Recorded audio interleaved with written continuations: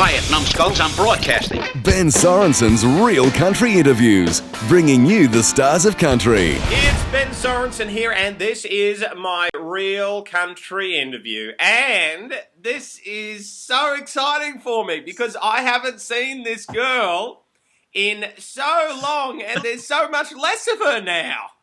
G'day, Tamara Stewart. How are you?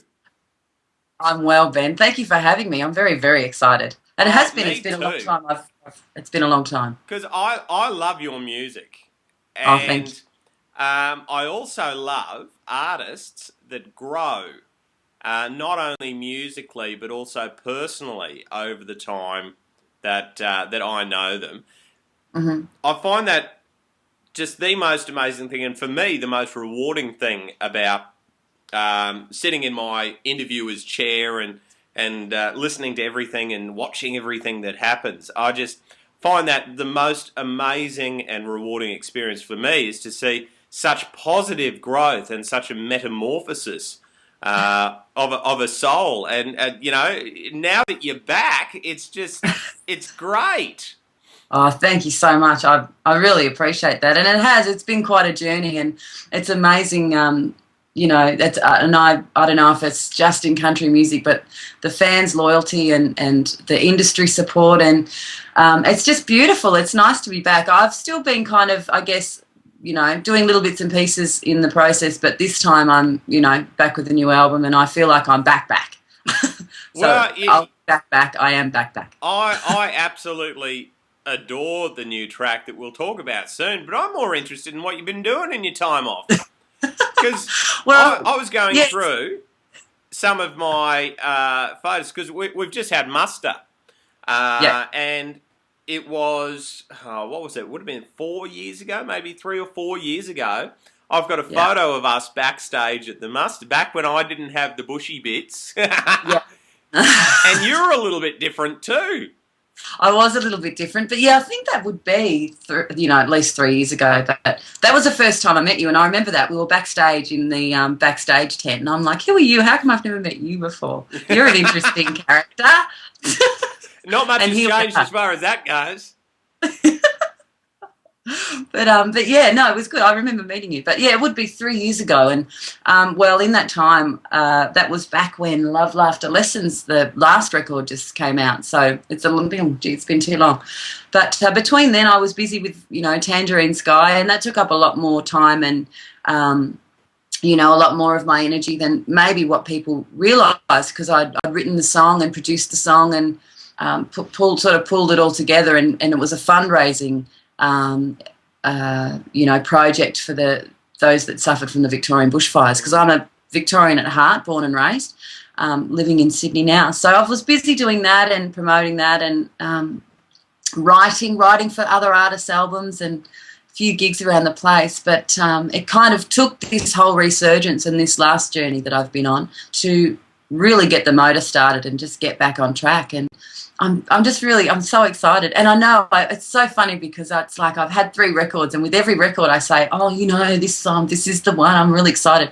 But I really mean it this time. I'm really excited about this record. I love it. Now, we're going to talk about you shedding some pounds, because you look fantastic. You've got, you were energetic and amazing before, and now it's just like, you've just turned it up past 10. You're on like 15 or 16 now.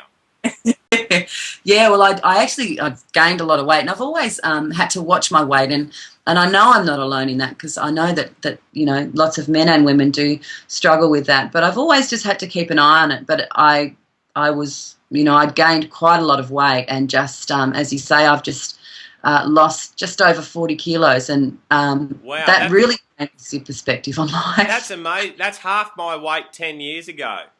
Yeah, there you go. There you go. Doing the calculations. Yeah, definitely. I discovered beer, pies, and peanut M&Ms since then. Well, peanut M&Ms. Don't undo all my hard work there, Ben. No. They're healthy, aren't they? Because they got a peanut in them. They're healthy. No, that's right. That's exactly right. I was going to say, if you take that away from me, I don't know what to believe in anymore. No, and some of them are the same colour as fruit. So yeah, definitely. Mm. So, was there? I'll leave you with that. Was there a moment when you went, "Okay, I'm going to change my world"? Was there a defining incident or moment that prompted you to walk down this path with so much conviction? Yeah, I understand what you're saying. I think that the most significant moment of change for me was actually at the Golden Guitar Awards a couple of years ago. We were nominated. We were so lucky to be nominated for 2 Golden Guitars with the Tangerine Sky project, and because I was, and during the whole process, I actually wasn't supposed to be singing on it because I was just the producer, but unfortunately some tracks didn't come through, and I ended up having me singing on. And then I remember Ross Wood was doing the video, and when he was sending me edits, and I'm saying, take me out, I don't want to be on there, because I was quite large then, not at my largest, but I was quite big, and I didn't want to be in the camera. So that whole perspective and perception of not wanting to be seen didn't really hit me until the Golden Guitar Awards, because we were nominated and I was the representative of the project. I had to walk the red carpet, and I was standing on the red carpet, and I should have been delighted and proud and happy, but we have to pose for the cameras and all of that for the press. And I remember standing there and just thinking, I just want to run. I don't want to be here. I don't want to, I was happy to be part of the project and creatively, but I didn't want to actually have to, be the front person. And I thought, this isn't cool. This is my living and what I do. And so I went away from that and thought, I need to sort something out. So I did. And I didn't really notice it. Once you're in a rhythm with it and you're just on a mission, it was just blinkers on for me. So it probably took me about another 6 to 12 months to get, really get any level of fitness up and start to get results. And that's when people started to go, oh, hang on a minute, what's going on there? But it was quite a way into the process before people really started to notice the difference. Well, I think that sort of kick-started a lot of things for you, because how you said the blinkers were on, and that focus. I mean, that's a really, really amazing skill to have rediscovered. And the transformation that you've gone through, you're also helping others to go through that same sort of transformation musically with songwriting. Yeah, well, I love teaching, and I'm involved in the Academy of Country Music up there in Tamworth that they have every year. And this is my first year where I was actually appointed as the songwriter in residence. So we were part of constructing the course as well as teaching it. And I just love it. It's the one thing I could talk about hours and hours and on end. It's my favourite subject, songwriting. So I love being a part of that, and to inspire anyone in any sort of journey that they're on is an honour for me. So I appreciate that you said that, because I'd like to think that with Butterfly that the whole single will inspire people to, in their own challenges, and not just weight loss, but people trying to be better mothers or just be in their life. They might have challenges that they're going through. It's a song of triumph, and it's a positive song of triumph. That's how I feel about Butterfly. Well, the song itself is obviously well written. I mean, you certainly do practice what you preach. Thank you. And I think that for me, because I listen to so many songs that come through, both from all areas of country and other genres too, I find that that's one of the first things that really sticks out is the construction of a song, the actual quality of writing, the story that it's telling. And Butterfly is certainly amazing. And I love that you can actually tell and hear the connection that you have with the lyric in there, which is just beautiful. Yeah, well, thank you, Ben. I really appreciate that. And, as I say, it's early days of Butterfly being out, and it is the most personal song that I've written. I've never been quite that honest before in my writing, and it was one that I did spend a lot of time on the lyrics. I wanted to make sure that what I was saying was perceived. I didn't want it to be perceived in a negative way or in any way of a criticism to anyone in my life or any of that stuff. So I did spend a lot of time crafting the lyric, I guess you'd say. But yeah, it's one I'm proud of, and it is the most personal song that I've written, and I'm just overwhelmed with We've got a little project called the Butterfly Project that we've started, which is for inspire people in their own journeys. And the stories and the emails and things that I'm getting of how people are using that song and using that lyric to inspire them, it's just the ultimate compliment, I guess. So how did you feel about doing the film clip?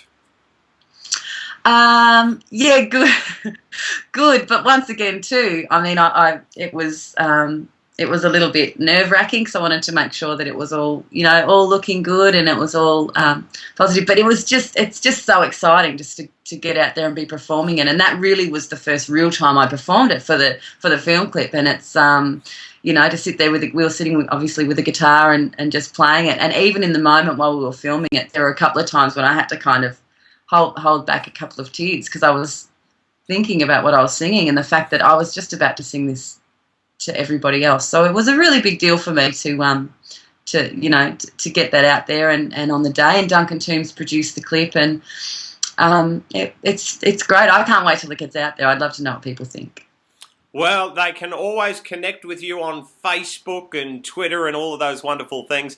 And also, when this is live and on the Real Country Show and the segments, it's I would love people to leave their comments and feedback because I think you're an amazing and inspirational individual, and I am such a big fan of the song Butterfly and can't wait to hear the entire album. Thank you so much, Tamara Stewart. Thank you, Ben. Thank you very, very much. Now let's can the yakking and get to this great clip. Let's do it. Here comes another young, pretty little thing. They're on my TV screen, and I'm smiling.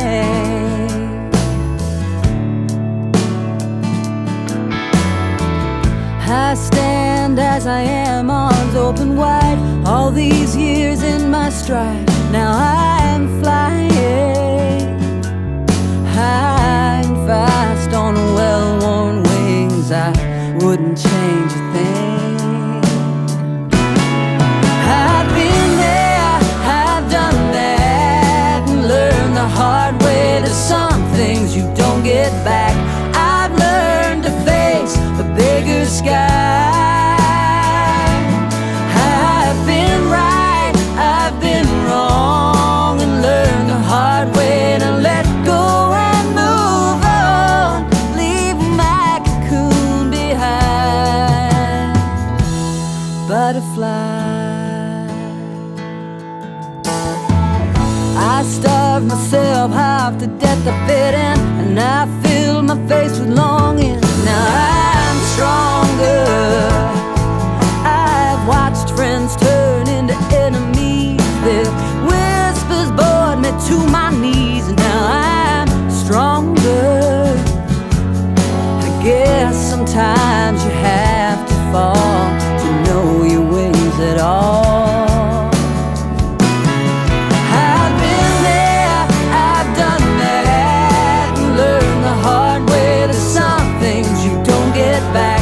I've learned to face a bigger sky. I've been right, I've been wrong, and learned the hard way to let go and move on, leave my cocoon behind. Butterfly.